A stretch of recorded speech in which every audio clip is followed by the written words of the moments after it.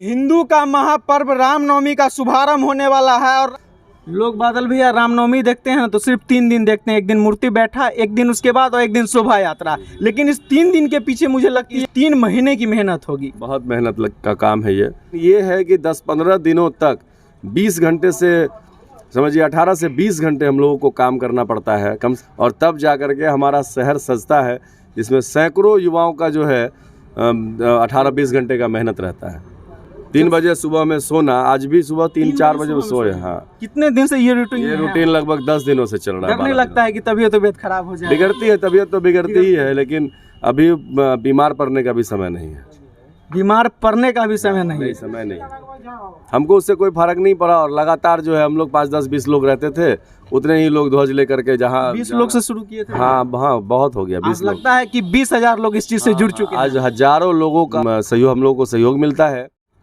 देखिए, हिंदू का महापर्व रामनवमी का शुभारंभ होने वाला है और रामनवमी का दिन करीब आते ही पूरा समस्तीपुर भगवा में सज के खूबसूरत दिखने लगता है। रामनवमी को लेके शहर में कार्यक्रम होते हैं, भव्य शोभा यात्रा निकाला जाता है रामनवमी के 2 दिन बाद, जिसको लेके हिंदू पुत्र संगठन काफ़ी बढ़ चढ़ के इस चीज़ में आगे रहता है और पूरे शहरवासी इस चीज़ में अपना बहुत अहम योगदान देते हैं। अभी हम लोग पंजाबी कॉलोनी में मौजूद हैं। इस जगह पे रामनवमी के दिन भगवान श्री राम का मूर्ति बैठाया जाता है, भव्य पूजा अर्चना की जाती है और 2 दिन बाद ऐसा शोभा यात्रा निकाला जाता है जिसको देखने के लिए साल इस चीज़ को याद रखा जाता है। अभी हम लोग पंजाबी कॉलोनी में मौजूद हैं और बादल भैया हमारे साथ हैं, जो इस रामनवमी को सफल बनाने के लिए दिन रात एक करके इस चीज़ में लगे रहते हैं। जानते हैं बादल भैया से कि इस साल रामनवमी को लेके क्या कुछ तैयारियां चल रही है और भव्य शोभा यात्रा में शहरवासियों का कितना बड़ा जन सैलाब देखने को मिलेगा। सबसे पहले भैया बहुत बहुत स्वागत है आपका। जय श्री राम भाई। रामनवमी का नाम जब आता है ना बादल भैया समस्तीपुर शहर में, तो लोगों को एक ही चेहरा याद आता है। ये चीज़ बताने की जरूरत नहीं है। हालांकि इस रामनवमी को सफल बनाने के लिए कितना अहम भूमिका और कितना ये 10 दिन का मेहनत लगता है।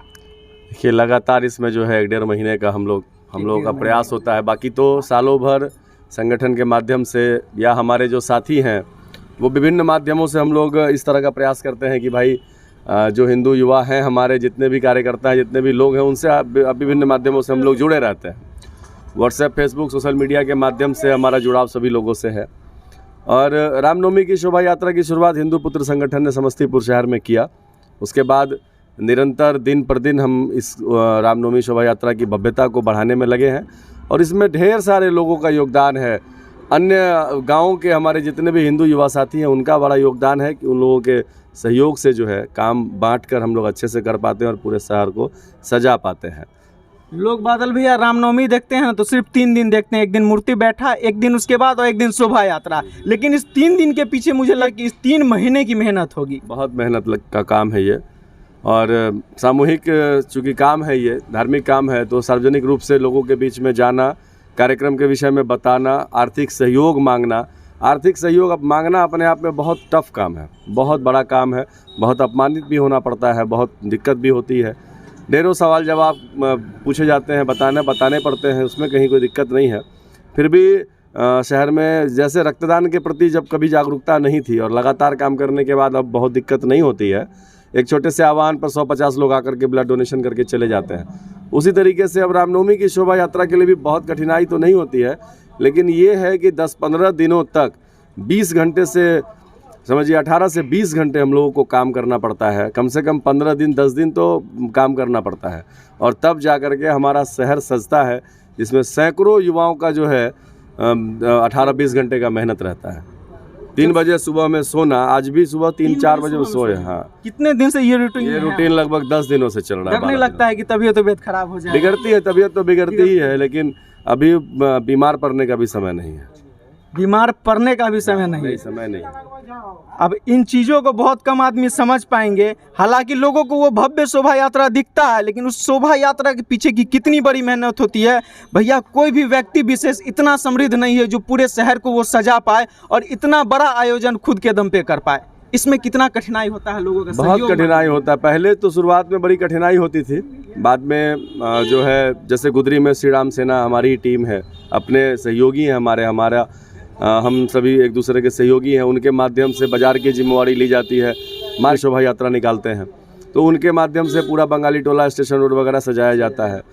उसके आगे बढ़ते हैं तो बहादुरपुर की तरफ जो है हमारे रोटी बैंक के जो लोग हैं, हमारे कार्यकर्ता हैं, उनके माध्यम से बहादुरपुर को वहाँ चांदनी चौक कन्हैया चौक तक जो है सो ध्वज लगाने का काम किया जाता है। मतलब उसके सब बाद संगठन भैया अपना अपना एरिया को बखूबी रूप से हाँ हाँ, जूट मिल के तरफ अलग लोग संभालते हैं, खजूरी कल्याणपुर के तरफ अलग लोग संभालते हैं, इधर बेला पचरुखी पुनास अलग लोग संभालते हैं, आपको ताजपुर हमारा अलग साथी संभालता है, शंभू पट्टी का एरिया में जौनटी लोग है वो लोग अलग संभालता है, सिंघिया पोखरेरा सिलौत का एरिया अलग लोग संभालता तो है। कह लिया जाए भैया कि मोहनपुर पूरे अलग- शहर वासियों का इस चीज में योगदान देखने को मिलता है। हमारे साथ जुड़े सैकड़ों कार्यकर्ता हमारे साथी जो हिंदुनिष्ठ कार्यकर्ता हैं, जिनकी ये इच्छा है कि हिंदू जगह, हिंदू संगठित हो और भारत जो है वो सेकुलर राष्ट्र से हिंदू राष्ट्र बने, जिनका भी ऐसा स्वप्न है, जो ऐसी परिकल्पना करते हैं, उन सभी लोगों का 24 घंटे का इसमें योगदान होता है। जब सबसे शुरू में ये चीज़ जब समस्तीपुर में आप शुरुआत किए होंगे तो उस टाइम में तो ऐसा सहयोग नहीं दिखता होगा, बहुत लोग कहते भी होंगे कि क्या किस लाइन में आ गए, अपना काम धंधा में ध्यान दीजिए। बेवजह लोग बहुत बात बोलते थे, लोग कहते थे कि फालतू काम है,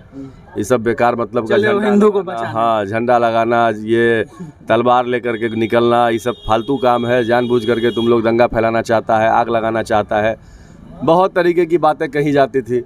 हमको उससे कोई फर्क नहीं पड़ा और लगातार जो है हम लोग 5, 10, 20 लोग रहते थे, उतने ही लोग ध्वज लेकर के 20 लोग से शुरू किए थे। हाँ हाँ, बहुत हो गया 20 लोग। लगता है कि 20,000 लोग इस चीज़ से जुड़ चुके हैं। आज हजारों लोगों का जो है इसमें हम लोगों का सहयोग, हम लोगों को सहयोग मिलता है। और इस बार इतना बढ़िया अवसर है कि इस रामनवमी में 30 तारीख को गुंजन मिश्रा जी के नेतृत्व में नरहण में हिंदू पुत्र संगठन की शोभा यात्रा निकाली जा रही है। उसके बाद 31 तारीख के दिन जो है ताजपुर में विशाल और गोलू आदि वहाँ के सहयोगी साथियों के माध्यम से वहाँ पे हिंदू पुत्र संगठन की शोभा यात्रा रामनवमी की निकाली जा रही है। 31 तारीख को ही पटोरी में हिंदू पुत्र संगठन की शोभा यात्रा निकाली जा रही है। इसके अलावा भी विश्व हिंदू परिषद, बजरंग दल या स्थानीय अन्य संगठनों के माध्यम से भी अलग अलग ब्लॉक, अलग अलग गाँवों में शोभा यात्रा निकाली जा रही है। कुल मिलाकर समस्तीपुर इन 3-4 दिनों में पूर्ण रूपेण भगवा में रहेगा।